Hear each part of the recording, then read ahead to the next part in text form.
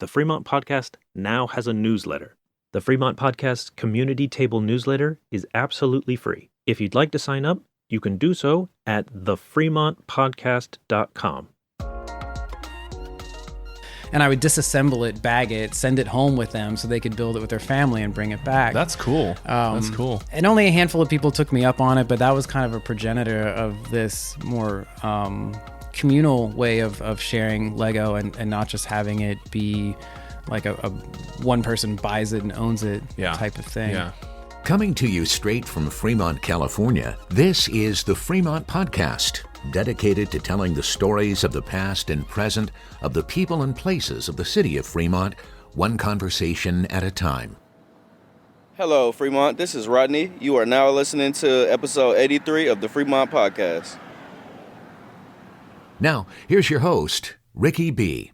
You started coming to, what's up? Yeah, a year and a half ago, I was living in Pacifica, and I was just looking for something to do in the East Bay, and I was searching around on Google Maps, and I found the street with the silent movie museum, with a railroad museum, and I was like, what is this place that's been hiding from me, a local, for so long? So how long had you lived in Pacifica? This is my third stint in the Bay Area, so Okay. I'm not really a local. I just mean, as someone who's been in the area for the better part of like 10 years Okay. and hasn't encountered Niles before, right? Yeah. So this was my first time. But then in coming back to this street and getting a feel for it, it's kind of a destination in its own right. Yeah. But there's only a few places here that really can claim whether they want to lay claim to it, to draw people independently, and Devout is probably the strongest business like on the street. So when I was talking to the real estate agent and then having to submit like a proposal for the commercial rental here, they're asking for a business plan and numbers, and so I'm sitting out counting people who are coming to Devout, and then going to make a claim about what fraction of them I can convince, to come check out my place. So it's really neat to be on a street that is so family friendly and has like a good vibe and culture and all the activities. And it's especially lucky to be within like line of sight of Devout here across the street. Yeah, So that's cool. Well, I want to back up a little bit. This is Jason, and you want to share your last name or? Yeah, Jason Farina. Jason Farina. And he's joining us today. He is the owner, I guess the creator and curator of what will become the next brick idea. What is the next brick idea? Yeah, it is. So the storefront, that'll be a T-shirt that is yet to be made, is "What's your next brick idea?" Okay. Because the store is named Your Next Brick Idea. And it's kind of a way to connect with the Lego concept of the store, but also maybe to stimulate in people who come in, kind of like what ideas are they holding on to that they want to take to the next level and push forward, kind of thing. Yeah. So I'm going to back up again just a little bit, but you don't work in Legos now as a job. You have another job entirely. I have another job entirely. Yeah, I'm actually like a manufacturing engineer for a drug company. Okay. So I have an engineering background, and that's what I do for my gainful employment at the moment. And this is just a side venture. First time business owner. Like when I first started thinking of a Lego museum and how I wanted to create one, like a business didn't even cross my mind. So to back up even more, I just have a really large collection of Lego and a large collection of books, mostly because, I'm fortunate enough to have just enough discretionary income to waste it in that way. And it's always brought me like a lot of joy, and it's a thing that I enjoy sharing with others. And so I've kind of been on the hunt for a way to do that with people.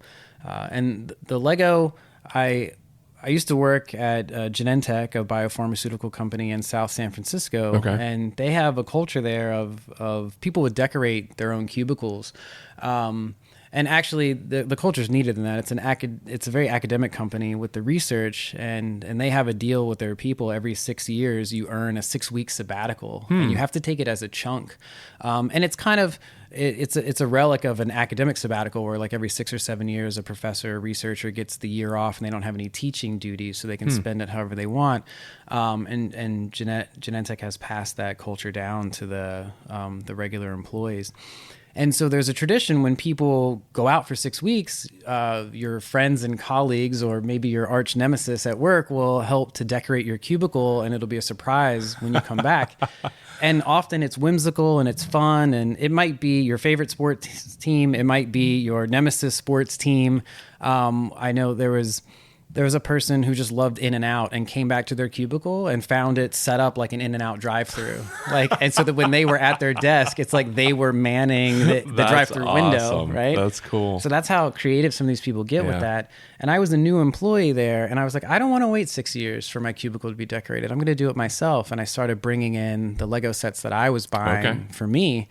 And I had been away from Lego for, decades, right? I did it when I was a kid, probably at 10 or 12, started moving away from it.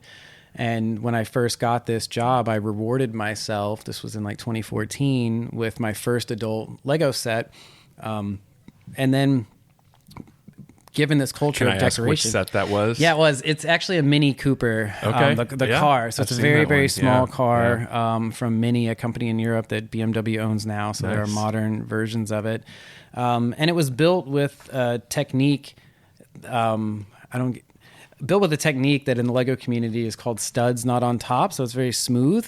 And it looks a little bit more sculptural, which is part of the Lego experience that I really got into. And it is maybe something that will be visible in the Lego Museum over time when it matures and people come to see it. It's a very smooth Lego set. So if it's a type of thing that if you had by itself in your home away from other Lego and a friend came in and checked it out, it'd be like, oh, cool car. And they wouldn't immediately recognize it as Lego because it doesn't have all the little studs sticking up. And it's not part of that meme where you're like, there's a brick on the floor and I step on it and hurt my foot. Because this one's smooth. Maybe it wouldn't hurt your foot. You would just skate across the room. That's awesome. That's cool. So that was your first adult Lego set that you got back into. Yeah. That's cool. Do you still have a lot of the Lego sets that you had when you were a kid? They are all in my parents' attic. Okay. At one point I tried to sort them all into tackle boxes, like with all the little cubbies and everything. And that's a whole failed project from middle school, I think. So they all exist in piles of instructions and stuff. Yeah, that's cool.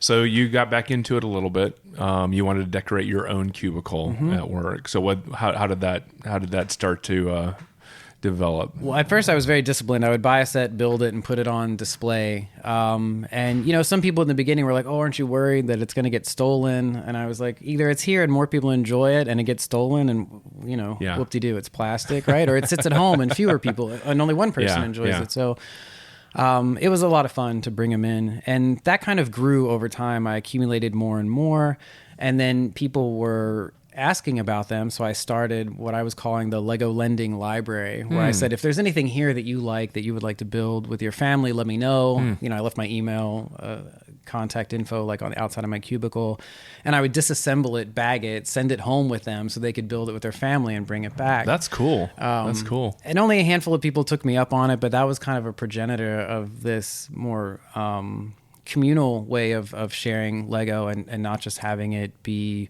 like a one person buys it and owns it type of thing. Yeah. And another very formative thing happened on, this was a good while ago now, but it was Bring Your Kids to Work Day. And Cubicle Land is not the place that a child wants to spend their time for 8 hours in a day. And I feel like it's an experience that really needs to be shepherded by adults so that children don't become too jaded immediately with this is what adult life looks like. But the woman across the hallway worked for a different department, and her niece, Samantha, was there, and she was like 8 years old. And I felt really bad for her because I was, what is she going to do all day? And I had I had a Lego set that's from the architecture series that it's all just white and clear bricks because, architects they don't want to put it in color to distract them from the massing and forms they're creating at first. But I asked the colleague, I was like, do you think Samantha would be interested in building with Lego? And she's like, oh, I think she might. So I was like, all right. So I grabbed my architecture set of like bricks, and it does have nice little sorting trays and stuff. And I chatted with Samantha for a minute. I was like, would you like to build? She says, yes. I was like, all right, well, I got 3 rules for you here. One is that when you're done, put everything back in that you haven't used. And 2 is whatever you build, I would like to keep it so I can put it on display. I think the 3rd rule is maybe just have fun. But I took the 3 little sets that were left me and I put them in my museum, and I made little placards with her name on them to like give her credit for it. And that was the first time that it was more museum than just showing off Lego sets that I had. Yeah. And in that moment, I was like, when the kids come back next year, I'm going to be ready for them. That's cool. So then I had a year to prepare for a much bigger event. Yeah. The next 2 years. How long ago was that? That was in like 2015 or 2016. And then 2017 and 18 were the big years where I took the day off of work. I had to tell my boss, I'm going to be at work, but I'm not working. And I came in for 8 hours each on Saturday and Sunday to set up the Lego Activity Museum, I was calling it. I took over the entire hallway. I borrowed everyone's rolly tables with permission. And I set up a bunch of like building stations, puzzle stations, like coffee table style books that are just interesting to look at. Yeah. I had Lego series that were like sets on display. I made like Chinese lantern style overhead signage all the way down the hallway, and had like a Disney castle at one end and a Ferris wheel at the other. And people walked in and they were like, what is this? And I was like, welcome to the Lego Activity Museum. That's cool. That's awesome. And that was, that's awesome. Was that also on a, Bring Your Kids to Work Day? That was on the next year, on Bring Your Kids to Work Day. So awesome. It was that experience with Samantha being so bored and me feeling for her, where I was like, next year I'm going to be ready for the kids when they come. And Genentech is cool. They have it's a 15,000 people are on campus there. They have like a flex space, like a convention center space that they can use for activities. And they were hosting kind of like Bill Nye the Science Guy style fun things for people on another part of campus. And my boss was kind enough. She had email distribution to 1,500 people for me to be able to send out an advertisement for the Lego Activity Museum. So about 30 families came through that day, and I had a ton of fun hanging out with them. And the following year, we at one point probably had 100 people there at one time and just packed the hallway to the point where the people who were trying to do work like couldn't even get around, and I was just having way too much fun. That's awesome. That's cool. We'll be right back. You can hear the rest of this conversation in just a moment. The Ohlone College Flea Market is having a special for those who might want to have a garage sale with a larger audience. We spoke with one of the vendors who was doing just that. The intake process or the sign-up process is very easy. It's all online right now, which, you have to be prepared for that. But, it's very easy to do, and the people in the information booth could not have been more friendly or informative. It was a really easy process. And I'm downsizing right now, so it was perfect. I live across the street. I live locally, so it's been really nice. They're doing a promotion, so that's why I'm asking. Is this one of the garage sale vendor? I'm a garage sale. Can you speak on that?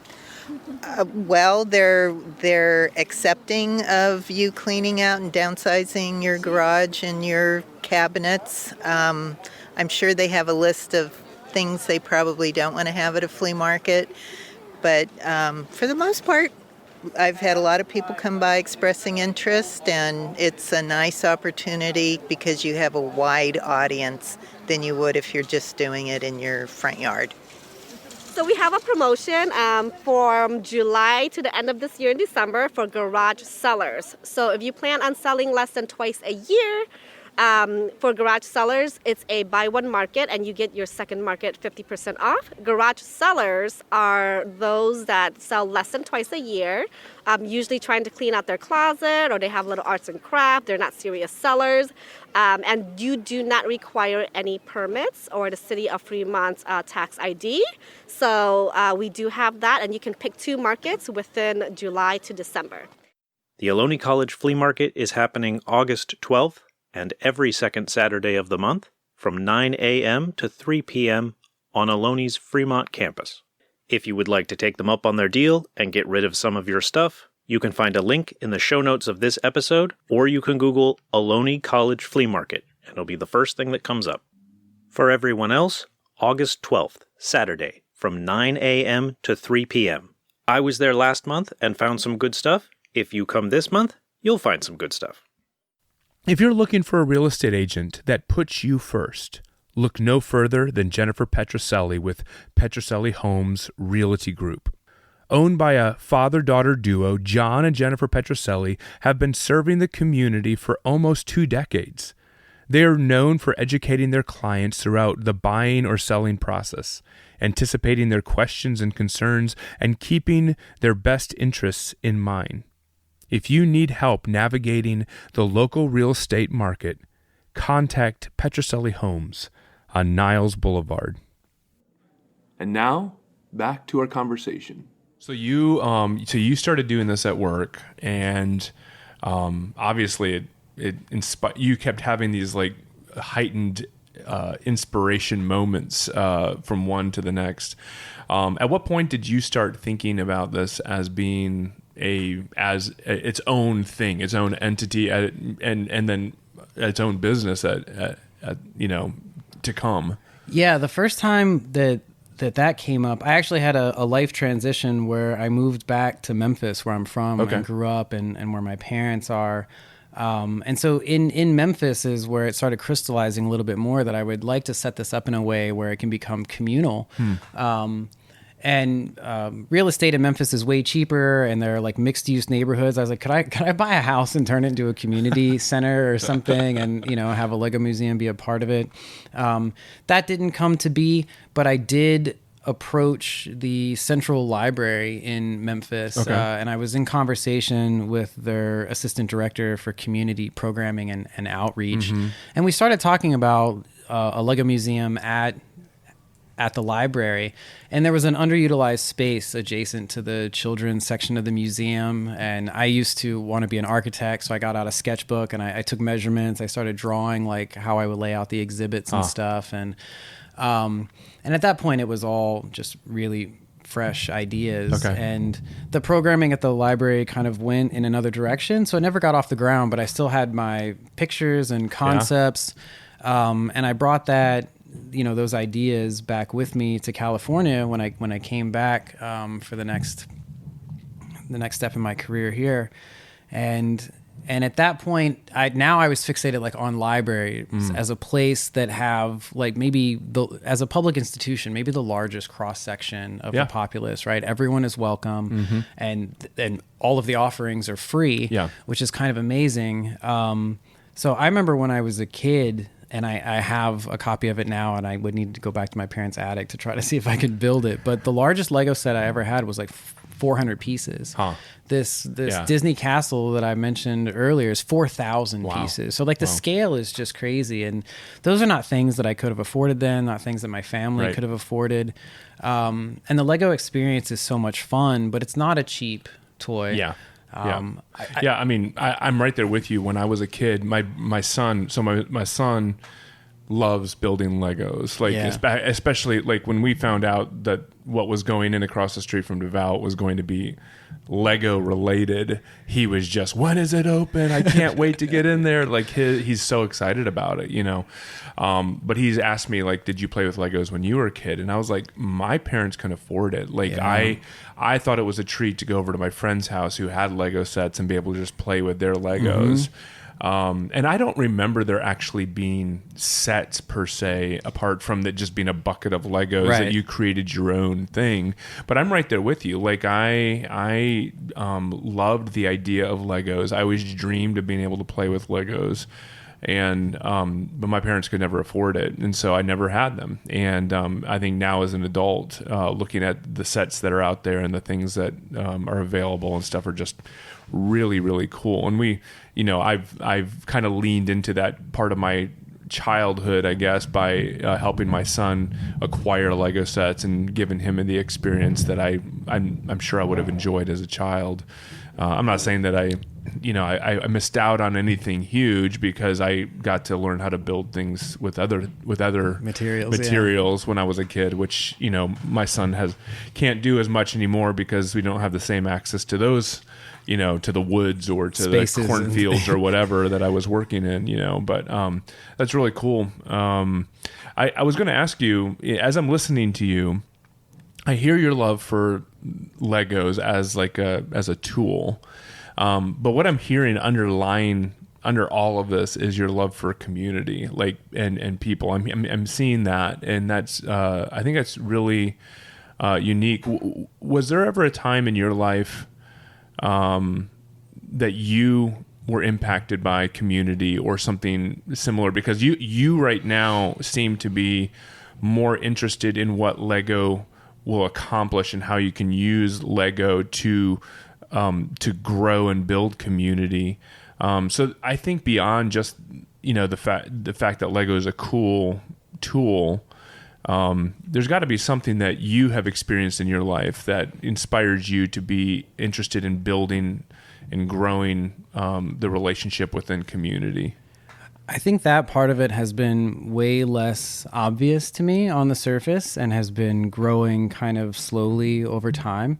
I kind of appreciate your question to even make me think of it differently.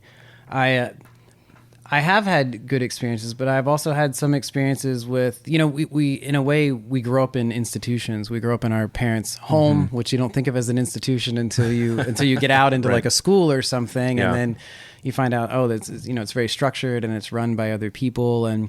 So schooling for me was always kind of a challenge, as I think it is for most people. Yeah.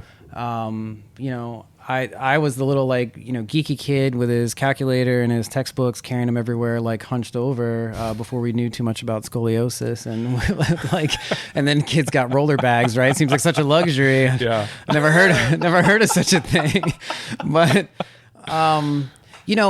so my struggles in school were different than maybe a lot of other people's. But what I noticed is the energy level was just really low, everyone is just this is a drag and nobody likes it. And I didn't like it for different reasons than maybe the norm. But when the final bell rang, just this energy that was dormant just exploded. And I was like, what is going on here, right? There's so much potential in we as kids that is not being tapped. And I spent a lot of time when I was in high school dreaming of what high school could be like for me. And then that design process, and this is before I was formally an engineer, but that design process became much more interesting somewhere in sophomore year, when I started thinking about what would a school look like that worked better for everyone, where this energy could come out moment to moment and not be held in reserve and then exploding out later.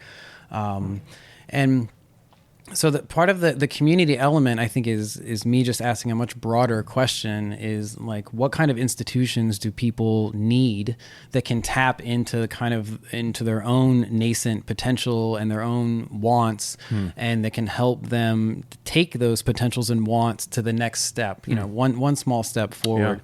Yeah. And a school is a place, I think, that is supposed to help people learn how to do that, to help develop them and grow them into a person who can, at 18 years old, step out into the real world and start doing things.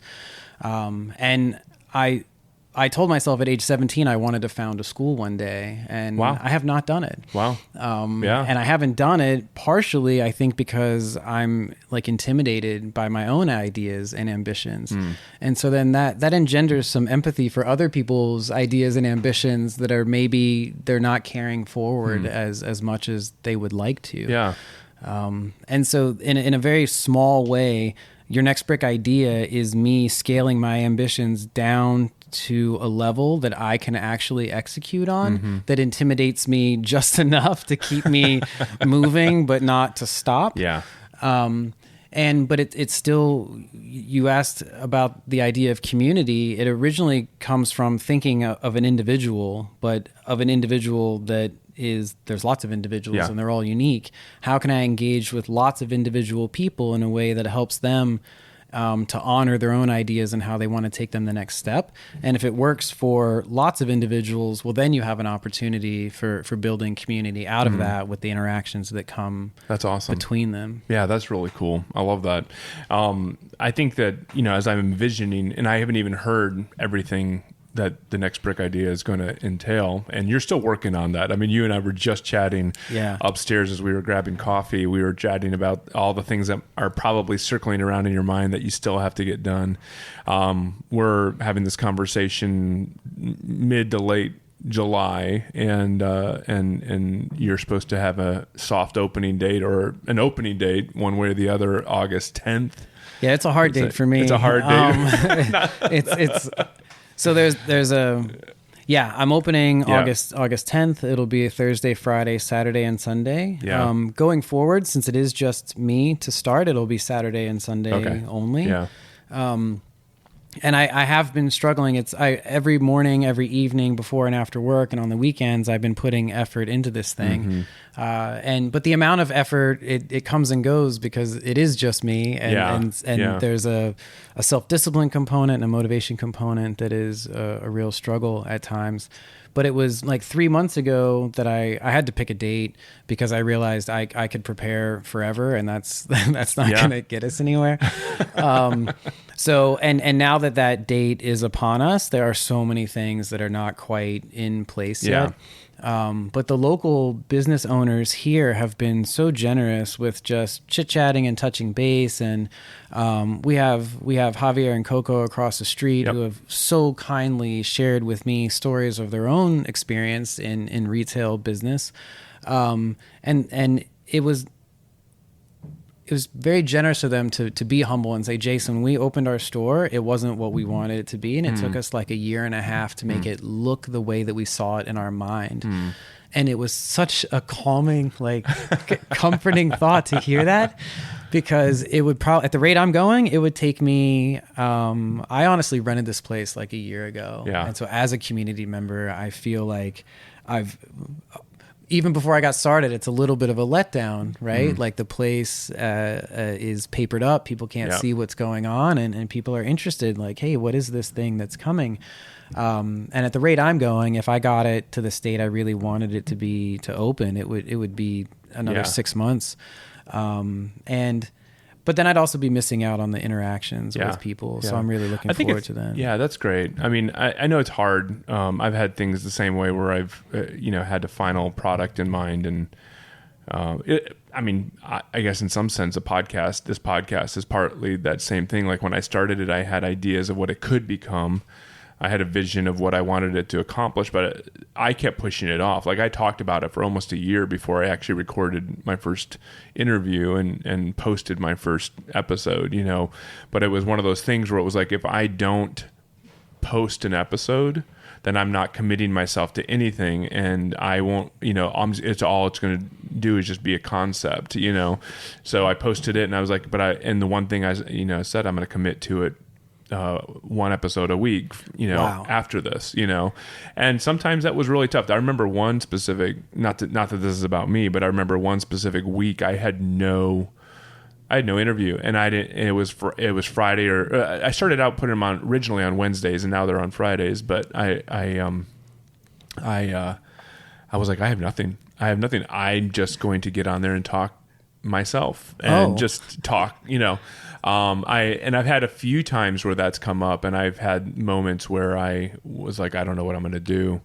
I thought I'd interview my son since he's growing up here in Fremont. It might be, interesting to have a kid's perspective and that sort of thing. But anyway, all that to say that I had to commit myself to the community in a sense where I'm going to post it.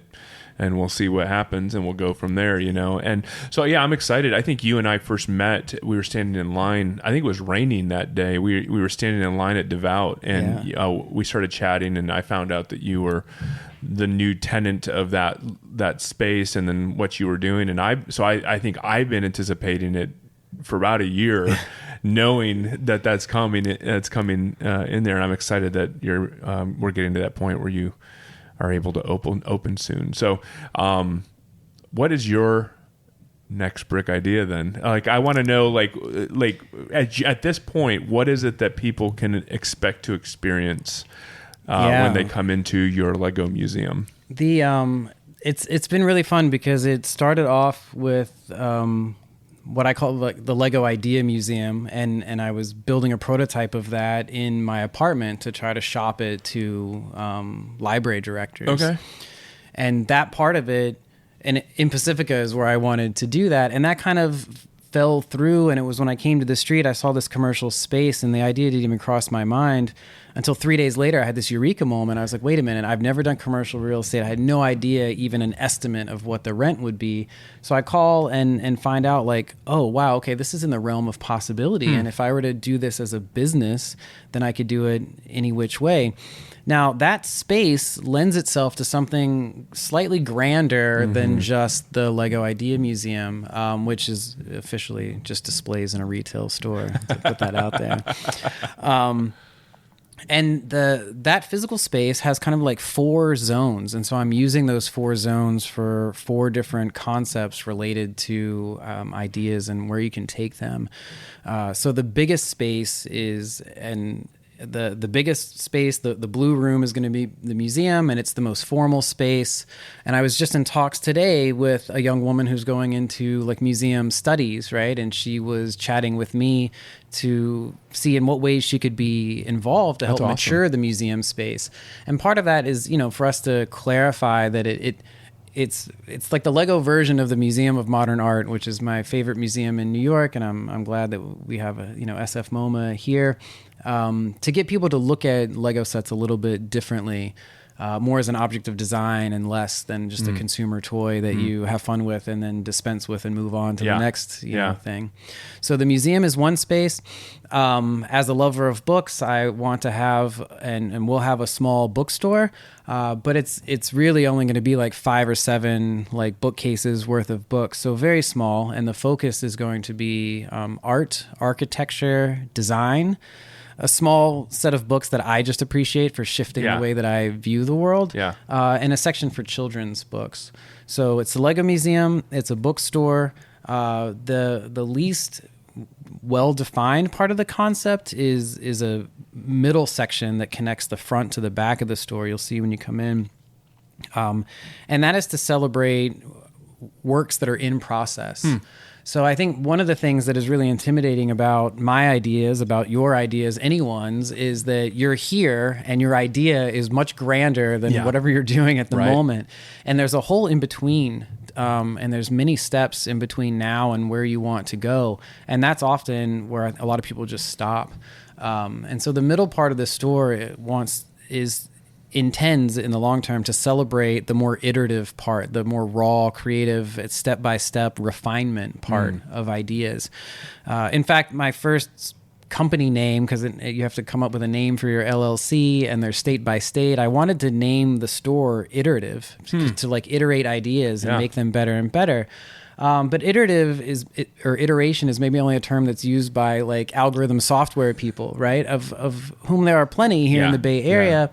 But it's a word that in print, if you're not familiar with it, you may not even know how to say it. And I was like, I'm going to put that on a building? That's like a So thank goodness Iterative LLC is already taken in California, which forced me to come up with another name. So sometimes it's good not to get what you want, even though that's hard to accept. But I'm loath to decorate with words, but the museum area, like the the idea to go behind that is to contemplate other people's designs. Maybe a word concept for the bookstore is to ideate, come up with your own ideas by using other people's ideas, right? As a launching pad. And then the middle part of the store is celebrating that ideas that are in process and rough, but getting refined. That's like the iterative, right? The iterate part. Yeah. And then the fourth concept, the back room, I don't know how well it's going to work with the notion, but is the collaborate part, like take those ideas out and share them with others and into the world. So the middle part of the store will have some building stations for kids, and those will be free. You know, it's yet to be set up, but one with the classic Lego parts for regular building, and one with like a set where maybe someone else has built it a little bit before you get there, and you can sit down and add more to it. Like people leave a puzzle sitting out, you know, and stuff. So we'll do that. And those will be free items, you know, like no cost of admission for coming. It's a store. You come into a store, you can shop, you can look around, you can chit chat, hang out, buy something, buy nothing, come and go, like whatever. And there will be things to do that cost nothing, just so it can be a welcoming space. But the Lego retail, like the shelves and shelves, like with new Lego to buy and to rent, I might add. More on that in a moment. Are in the back, and it's kind of on purpose. It's like, you know, the thing that you might have thought is the reason you came to the place, I'm going to force you to walk to the back so that you have to like pass through the other spaces. That's right. First, right? Like use the Lego brand strength to your advantage. And so there will be activities also, and these are part of the activities are conceived of, but they're not. We'll see how much of it is set up for day one. But for the communal aspect, there's going to be a wall in the back that is a paid activity. Kids can paint on the wall. I don't know if I have that ready for day one, but that's the thing too, where you can, you know, because painting is a way to kind of express your ideas, get them out, and then over time it will kind of accrete and accumulate different contributions from the kids or adults welcome as well to paint on the wall, and it'll kind of become its own graffiti art. That's awesome. In that space. That's very cool. Yeah, that sounds awesome. I'm eager to get in there and see all that you have. When you think of this, I don't know. I'm kind of sensing bigger, maybe not bigger ideas, but a different focus than just Legos. Although I love what you're doing and how you're using it. I think you're using it well. But just the idea of being able to spark. I think you did well choosing the next brick idea, because I think that is really capturing what I'm hearing you talk about. You know, that it is not just about the sets that are for sale in the back of the store. You know, it's all the things that it takes to get to that point to be able to purchase those sets. And I do think that there are ways in which people can be inspired and to stop and think about things that maybe they've always dreamed about doing, but they've never taken the time to like figure that out, you know? So, and I love the fact that you're making it personal, you know, a section of books that are your favorites, the way that you see life or the way that you've been inspired. And I think that that's really great to share with the community that'll be in there. I'm kind of like more on a technical level. I'm just curious, is there any kind of rights or any kind of like licensing you've had to do with Lego? I don't know how that works, or if that's anything that is out there. I mean, you're not using Lego in the name of the store, in the LLC. I haven't even, I mean, from what you have up, which is minimal, you know, I haven't seen that, but the draw is Lego, you know, so I'm curious if there's on two sides of it. Is there any licensing or is it somehow becoming a certified Lego museum, you know, with Lego? So no, there's no formal relationship yet. And in fact, the most basic relationship to have with Lego is to actually be a licensed retailer. Okay. And I'm not even a licensed Lego retailer yet. So when customers first come to the store, like the inventory I have is the inventory that I've accumulated, right? Okay. I'm not even yet buying Lego sets at wholesale as a retailer. There's an exclusive distributor for Lego in the United States, and they require like an application to get an account with them. And I think that's because they want to protect their brand and make sure that you are like legitimate and so it's kind of a chicken and egg thing. It's like I wanted to have that relationship before I opened the store, but you can't succeed in that application until you actually have a store that is like on brand. Weird. Exactly. Yeah, so I did have conversations with a friend of a friend in Pacifica who has a toy store, and actually like was rejected the first time he applied. Okay. So like it's not a simple process, and it's a thing that is yet to be done. I did scour the pages and pages of legalese for that, and Lego is very strict in how you use their name and talk about them, because they are and rightly so, they're very protective of making sure that you represent them in a way that is accurate with their product. Yeah. So the things that are, it's like if you use their name, you have to use the restricted symbol, and you can't use their name in it. Like you can refer to them, Lego, as a product, but can't like use their name in a way where it sounds like they might be doing something when they're not really involved. And then even pictures you take, it's like you can't mix and match stuff and play it off as if that comes in that set if it doesn't, so it's like accuracy in advertising and things of that nature. So at the moment I don't have a social media like presence for this, so I'm not up against like those types of things. I did meet one Lego corporate employee who works in the East Bay and does some of their like social network website design for a series of Lego sets that are pitched by fans, voted on by fans, accepted by Lego for review, and then let's say 10% of those become official Lego products. Wow. So that's called the Lego Ideas series, aptly named, and that will be one of the largest exhibits in my museum, is to celebrate those, because that's a place where you bridge the gap between the regular person on the street, me, and the Lego corporate entity. You have these in-between people, these fans that have pitched Lego sets that Lego then took on as official sets. They even share revenue. It's only like 1%, but with the fan designer. And this is some of the conversation I was having today with the museum studies woman, is like, how do we put kind of the didactic material up or the informational material to, because part of the long-term goal of the museum is to celebrate the people behind Lego, the Lego designers, and in this case, the fan designers. Yeah. And in the communal case, the actual people that have built the Lego sets. So I'm kind of running a ruse on the community. Most of my Lego sets for the museum are not built. The exhibits are designed in my mind. The Lego sets are allocated, but they are still in their boxes. And so I need the community to help me build the Lego Idea Museum. And this is coming from back when I was disassembling sets and sending them home with people at Genentech. And it's coming from when I wanted this institution to be in a library. I wanted to send Lego sets out like we send books out and have them come back, so that people who can't afford large Lego sets can still have the experience. Is this your rental idea that you had mentioned? This is my rental idea. Yeah. So so give me a little bit more detail on that. Yeah, so some of the in the back of the store where all these Lego sets are, some of them are full retail. You can just buy and own and take home. About half of them are dedicated to the museum, so they're not for sale for keeps. I'm going to rent them to individuals who are interested in building them.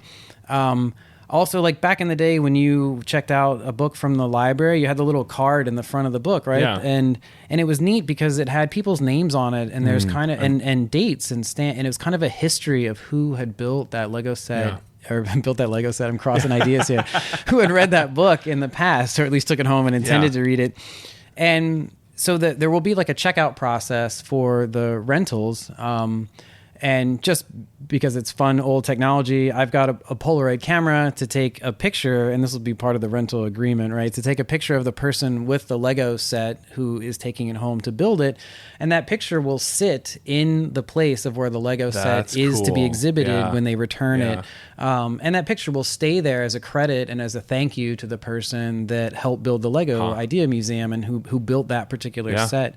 So the people to celebrate are the Lego designers, the fan designers, the actual builders. And it'll be a way for when people come in off the street to kind of start to build community. I've already kind of prototyped this process with my friends and everything. So I have, like 8 sets that were built by different people, and their pictures are already up. So maybe when you come in, or you and your child come in, you will see pictures of people and a set not yet there. Mm-hmm. And you might then ask yourself, oh, I want to be one of those. I want to be one of these people, right? Like, what's available for me to build? Find the thing that, either the exhibit that interests you or the set that interests you.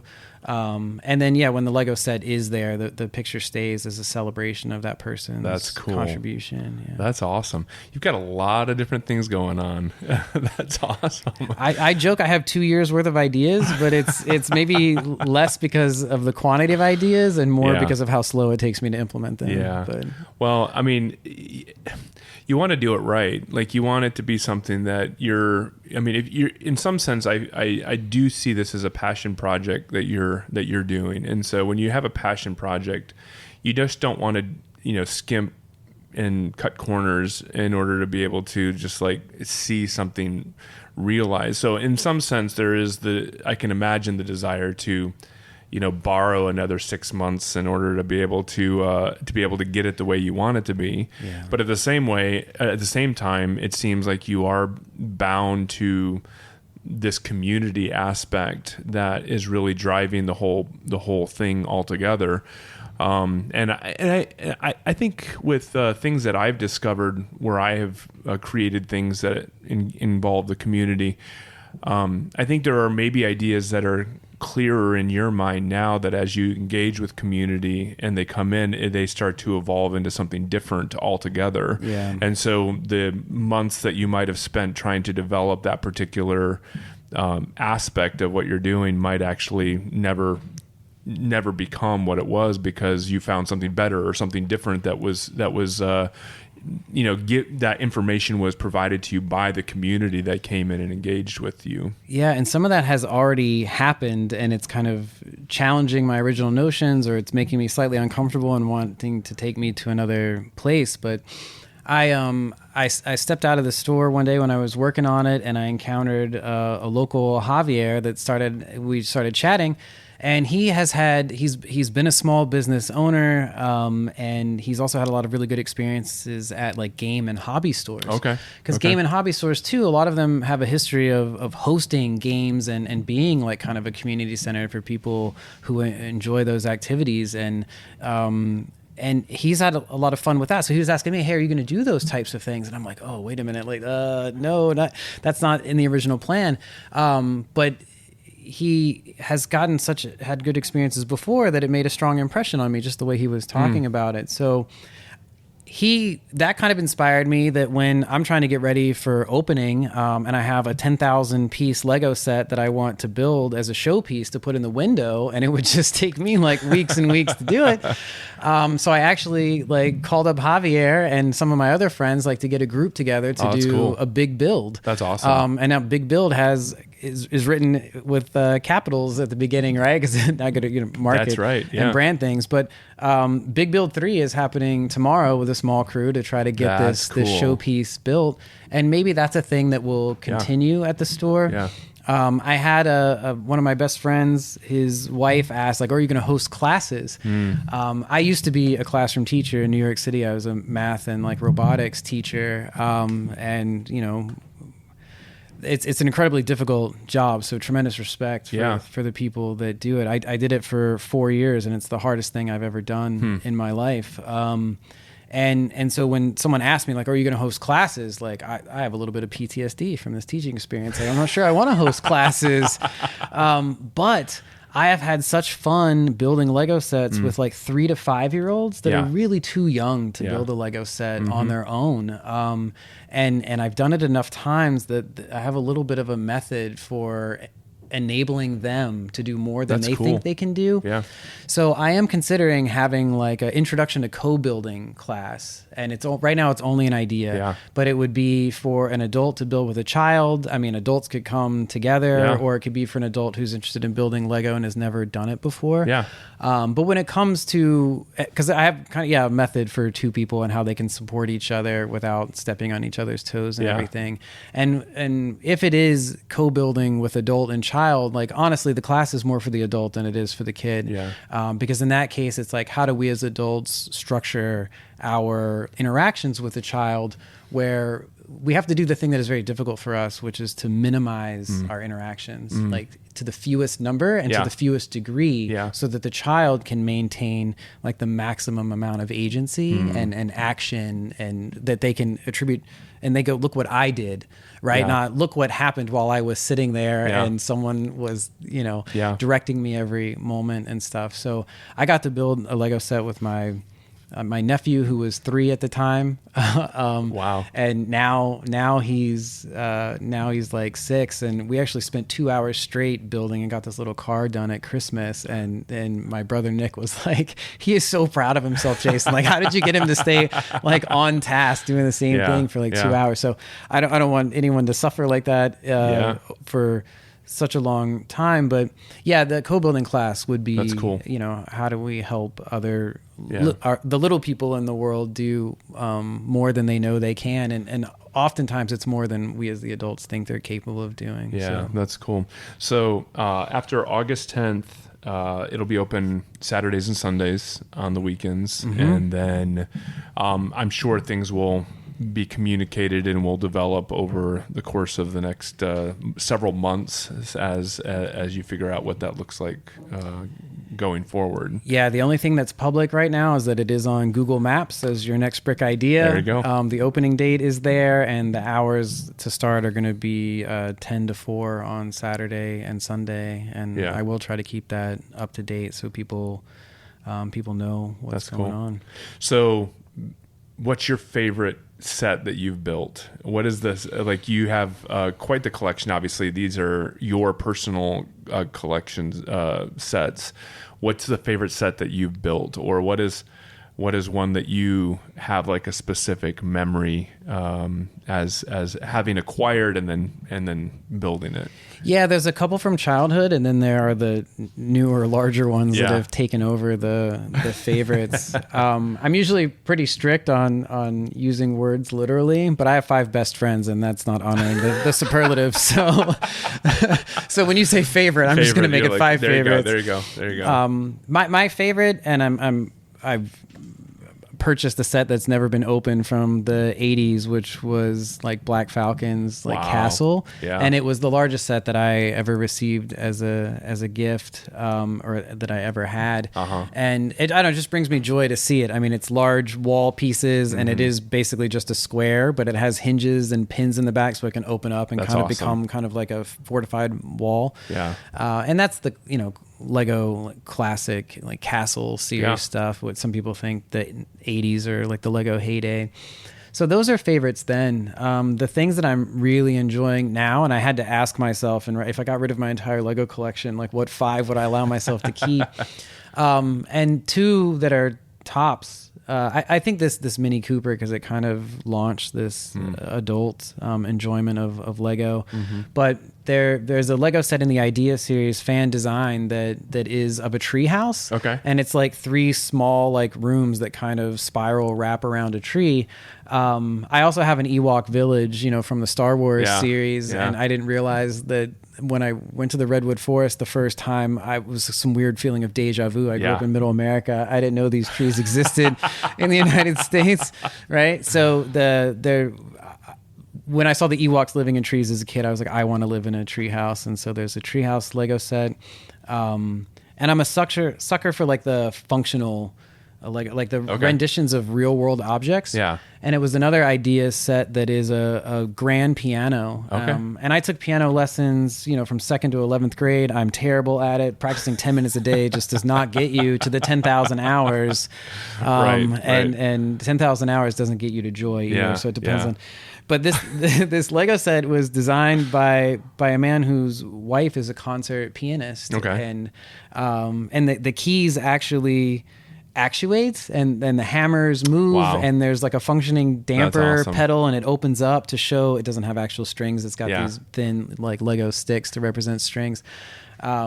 And you're just like, wow, someone took, their passion and a challenge that came from their spouse and built this incredible functional object out of plastic that almost looks as if it could play music. That's cool. So that's those are cool. some of the favorites. That's awesome. Now. That's very cool. I'm excited to get in there and be able to see what you have done, and I'm excited to be a part of the community that is going to be able to engage and enjoy all that the Next Brick idea holds. So I think it's going to be awesome. Yeah, I really appreciate your pointing out and then asking the question about community, because since we met, it's you've been such a cheerleader, and it's like we don't even know each other, right? We just meet in a coffee shop, and you're like, hey, this sounds like a cool idea. Like, what can I do to help? Bring so that we can have this conversation today. And it's an honor to be a member of a community, and you're kind of being an exemplar of how I would like to be in this community, to be very welcoming of people,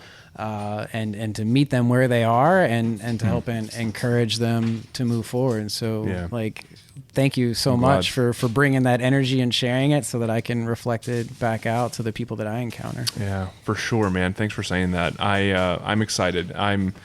I love Niles. I love Fremont, and I think that this is going to be just a special part of what our city already is, and it's just going to continue to evolve into something good. And it really does. I think what you're bringing to Fremont is something that really, I think it accentuates and highlights so many of the things that I love about our city, and so I think it's just going to be a welcome component of the bigger piece, or a bigger puzzle, I guess. So, Jason, it was great talking with you. Thanks for your time, and looking forward to your next brick idea. Yeah, thank you so much. Can't wait to have you in this space. Yeah.